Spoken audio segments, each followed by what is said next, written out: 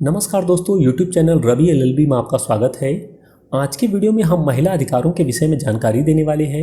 भारतीय संविधान में महिलाओं को कुछ विशेष अधिकार दिए गए हैं ताकि वे अपना आर्थिक, मानसिक, शारीरिक और यौन शोषण से बचाव कर सकें।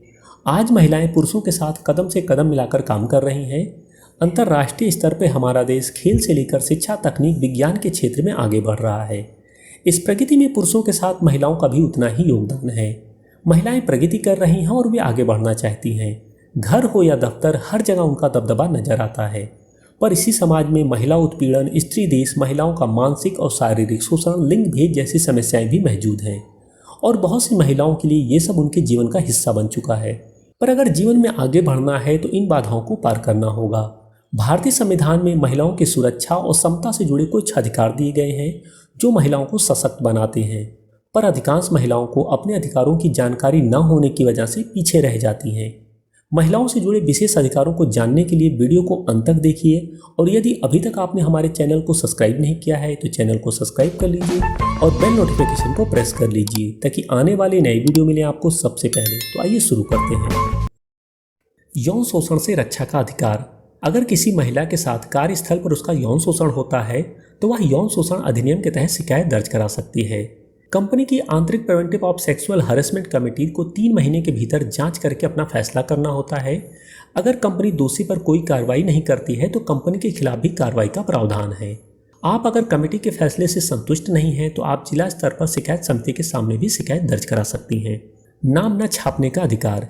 यौन अपराधों की शिकार महिलाओं को समाज में किसी तरह की परेशानी न उठानी पड़े, इसके लिए उनकी पहचान छिपाए रखने का प्रावधान है। अगर पीड़िता का नाम जाहिर किया जाता है तो 2 साल तक की जेल और जुर्माने का प्रावधान किया गया है। अपनी गोपनीयता की रक्षा के लिए यौन उत्पीड़न की शिकार हुई महिला अकेले अपना बयान किसी महिला पुलिस अधिकारी की मौजूदगी में या फिर मजिस्ट्रेट के सामने दर्ज करा सकती है। स्टॉकिंग से सुरक्षा का अधिकार। आपराधिक कानून संशोधन अध्यादेश 2013 के तहत स्टॉकिंग के लिए भी अब जेल हो सकती है। किसी महिला का पीछा करना, उसे बिना उसकी मर्जी के संपर्क स्थापित करने की कोशिश करना, बार बार मना करने के बावजूद उसे बातचीत के लिए फोर्स करने पर पुलिस एक्शन ले सकती है। कोई महिला इंटरनेट पर क्या करती है उस पर नजर रखना भी स्टॉकिंग के दायरे में आता है। रात में गिरफ्तार न होने का अधिकार। एक महिला को सूरज डूबने के बाद और सूरज उगने से पहले गिरफ्तार नहीं किया जा सकता। किसी खास मामले में प्रथम श्रेणी के मजिस्ट्रेट के आदेश के बाद ये संभव है। गिरफ्तारी के लिए महिला कांस्टेबल का होना अनिवार्य है। महिला को बिना कानूनी इजाजत के पुलिस थाने में रात के वक्त हिरासत में नहीं रखा जा सकता। बलात्कार पीड़िताओं को मुफ्त कानूनी सहायता का भी अधिकार है। मुफ्त कानूनी मदद पाने का अधिकार। बलात्कार की शिकार हुई किसी भी महिला को मुफ्त कानूनी मदद पाने का पूरा अधिकार है।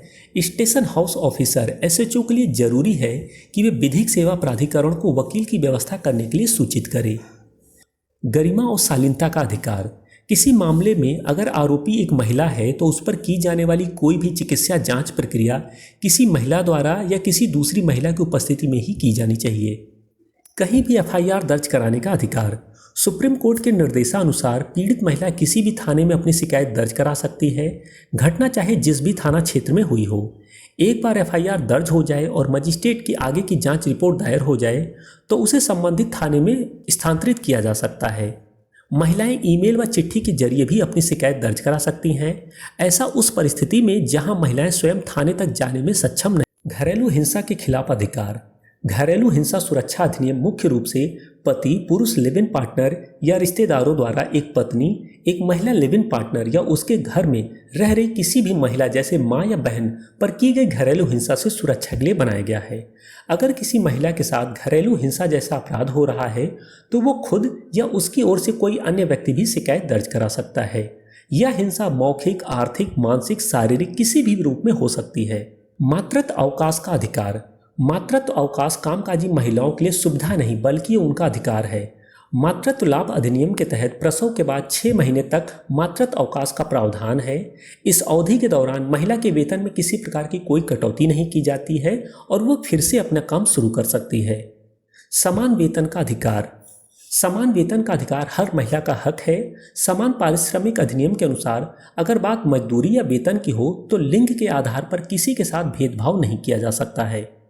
पैतृक संपत्ति पर अधिकार। हिंदू उत्तराधिकार अधिनियम के तहत नए नियमों के आधार पर पुश्तैनी संपत्ति पर बेटी का बराबर का हक है। सुप्रीम कोर्ट ने कहा कि पिता की संपत्ति पर बेटी का भी उतना ही हक है जितना कि बेटे का।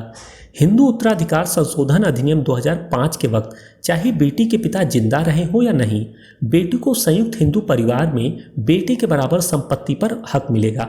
अनुकंपा पर नौकरी पाने का अधिकार।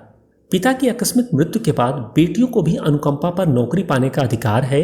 इसमें महिला की वैवाहिक स्थिति मायने नहीं रखती।